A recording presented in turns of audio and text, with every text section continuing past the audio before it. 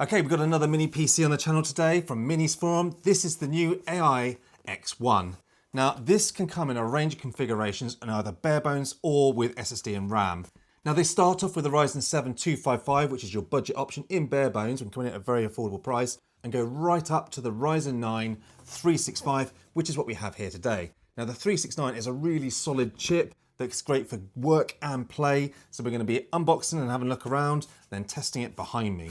So let's see what we get in this little PC. So we have some safety information and a little guide. Then straight to the PC itself. So let's put that to one side for a second, see what else we've got in here. So this is all card, so it can be easily recycled. Oh, that's interesting. Okay, looks like an Oculus port going to an M2. I guess you can either have a second M2 or an Oculus. That's very interesting. We get an HDMI cable. And this is a nice compact 120 watt power adapter. Then we have a UK power cable. And lastly, it looks like a mounting bracket, so you can probably Visa mount it, but we will check that out in a minute. Let's take a look around the PC. So that is really nice and compact. See the size of that just in one hand. And it's not overly heavy. In fact, I'm going to just weigh it, because if you are carrying this around with you, it's nice to know how much weight it's going to take in your bag. So we're talking only 658 grams, and with the power pack, 884. So it is a nice light unit. So straight away on the front, you can see we've obviously got our Ryzen 9 stickers because we have got the top range Ryzen in here. We've got a power button, you see some mic holes and a reset switch. Then we've got two USB-A, a USB 4 and a headset jack. So quite a good range of front ports. We've got a lot of venting on both sides and a Kensington lock so you can lock your desk in an office. Then on the rear, we've got most of the magic. You can see a lot of venting at the top to pump that hot air out. You can see we've got the power jack, a 2.5 gigabit Ethernet port, then there's a display port and HDMI port, and a nice USB 4 port. Only one USB, which is, it looks like a USB 2 port on the back, which is unusual, but I guess because you've got a lot on the front. Now you'll see this bung here. This is covering what would be the Oculus port if you install that into the card. So I'm guessing you either have a choice of a second M.2 SSD or Oculus, depending on what you plan on using this for. If you're planning on using this for some quite heavy graphics, that Oculus port could be really handy. Right, moving to the bottom, you see there's a fair amount more ventilation, and I can see a fan through there. So let's just quickly crack this open and take a look inside. And you'll see here, there's the two screw holes. Let's have a quick look at this. This looks like it's allow you to attach this bracket so that you can then mount it, sort of Visa mount it if you want. Not something I've ever done, but I know some people like to Visa mount it behind their monitor. Right, let's have a quick look. Nothing like opening up your mini PC before you've even booted it up. So they have used particularly long screws in this device. Look at that. Okay. So you can see here we do have a couple of cables attached. We need one to the fan. So we have two little connectors for the fans here underneath. So you will need to keep that in mind if you don't yank it too hard. That is for the heat sinks here. And that's why it was difficult to pull off, because that heat sink was stuck to the drive. Now they have used Crucial RAM here for the 64 gig of RAM we've got. And they've used a Kingston SSD for the main SSD. Now here you can see the second M.2 slot. So this is why you get to choose, let's open this up, between either second SSD or your Oculus port. Now personally, I'm going to be using a second SSD, but it's nice to have that option if you want to put an Oculus port in for those extra graphics. Right, let's put this back together and then fire it up.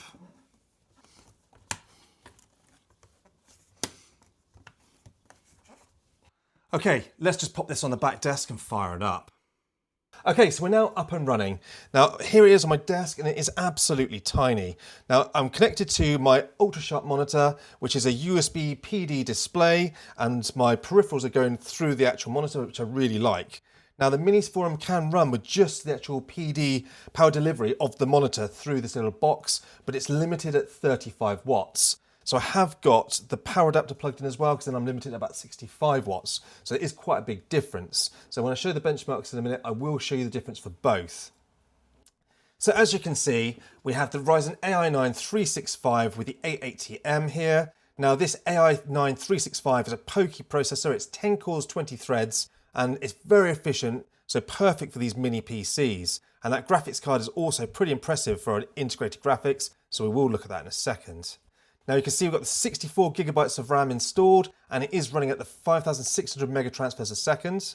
Now with these SODIMM slots, which you can upgrade yourself, they will run at slower speeds. If you get the actual soldered on RAM that you get on some of these mini PCs, although it's soldered, they run slightly faster. But in day-to-day use, having slightly slower RAM, I've never noticed any difference. So let's just run a quick couple of benchmarks so that you can see how well this does. Looking at Geekbench 6 on the CPU side of things first. Single core score of 2,924. That's a very impressive score for these little mini PCs. That single core score means that you're going to have very fast web browsing, opening apps, and just general day-to-day running of your actual mini PC. Now the multi-core score is 14,664, which again, for something this size, is very impressive. Now when we run that same test over power delivery at that 35 watts, you'll see that these scores are quite a lot lower. Now the single core score is only 2,201. And when I'm using it, I didn't really notice that it felt a lot slower, so it's still definitely usable over power delivery. But if you want the full power of the machine, plug it in via the actual power supply.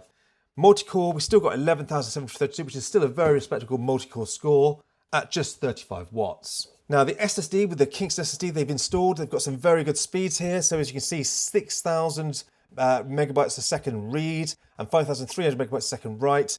That's definitely no slouch. So really happy that they've used good quality components in this little PC. Now moving over to that 880M and just running TimeSpy to start with, we can see a very good graphics score of 3,102. Now bear in mind this is integrated graphics, and we're going to run a few games just to see how well it plays in a second. But notice that the CPU score at 10,600, that's a very respectable CPU score, considering that we're using the CPU and the GPU to perform this test. Now when we actually drop that down to the 35 watts, this shows you how efficient this chip is, because we haven't lost that much of the score. The graphics score has gone down to 2880 and the CPU down to just 9,500, meaning that if you do run this over power delivery rather than the actual mains adapter, everything's still going to be pretty playable with just one cable to this actual PC itself. So that's a really nice little feature. So now that we've actually just had a quick look around, let's just fire up a couple of games. I'm going to just start with an esports game. We're going to start with Dota 2. Should be nice and easy to run on this mini machine. We'll just see how well it handles it. Right, so as you can see, we're now into the game. Looking pretty smooth on these 4K basic settings, and being 4K to run an esports title, that's pretty impressive. So, straight away, stats in the top corner, 100 frames per second. We're using only about sort of 40 watts to the GPU, and temperature, we're only looking at mid 50 or 57, and the fans aren't even keeping up. Now, this isn't the most demanding game. We will try something a bit more demanding in a minute, but so far, if you're using this for sort of Counter-Strike, LOL, Dota, this thing is going to handle it absolutely amazing. And there's no point buying anything bigger or proper desktop if you're only playing esports titles. You can get away with just one of these mini PCs. So I am going to just do a very quick noise test of the actual fan noise. Now this is on the performance mode. You can go into BIOS and you can change it from quiet to balanced to performance. I've just left it in performance mode. And just to show you how quiet this is, I don't even know if it will pick it up, but 32 decibels. Now, admittedly, I'm not fully utilising the system. I think it will spin up a fair bit louder than that when we play something a bit heavier in a second. But to be able to play an esports title, I can hardly even hear this machine. And it's really comfortable. It's not even warming up.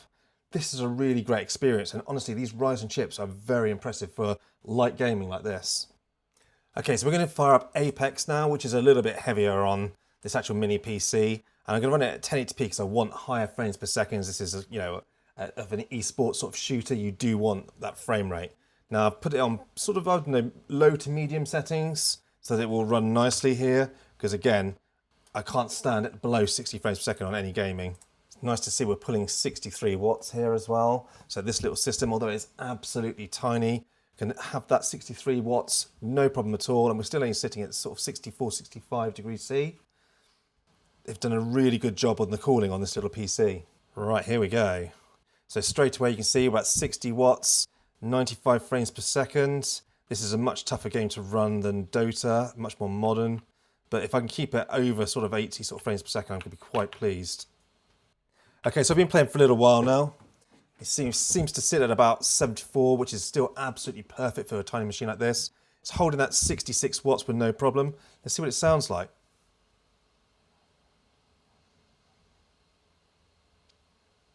So just over 36 decibels, that is really impressive. Right, let's get back into it. Sorry guys, just left them hanging. Okay, 36 decibels. If you're used to gaming laptops, you'll know how quiet this is. So there we go. Gaming is a really pleasant experience with these little mini PCs. So any of your sort of, World of Tanks, Esports titles, Counter-Strike, Dota, Apex, they're going to play really well. Now, if you want to play AAA titles, you can pretty much get away with it, but you're going to muck around with some of the settings, just like you do with like your Steam Decks and those other little handhelds. These are very powerful, but you've got to be realistic. But, I mean, so far, very impressive. Now, I do want to mention that there are built-in speakers in this little machine, so let's just quickly listen to them. So let's just try some copyright-free music. Now, it has got speakers built into this tiny little PC. Don't expect a lot. This is at 30% volume. It's not particularly pleasant.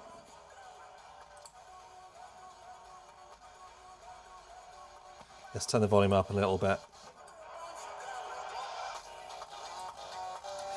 So, 60% volume, 80%. I mean, I don't know, you can use them, but they're pretty much as bad as monitor speakers, but at least they've got some in if you absolutely do need some. Definitely recommend plugging in a decent headset. Now it has got built-in microphones as well, so we'll just do a very quick sound sample. So let me just quickly record me testing the actual microphones in this mini PC. So I'm going to switch from my voice now to the actual microphones so you can see what the microphones sound like. So obviously I can't hear this right now, but when I put it back in post, it'll be interesting to see what the actual sound of this microphone is. Let me know in the comments what you think.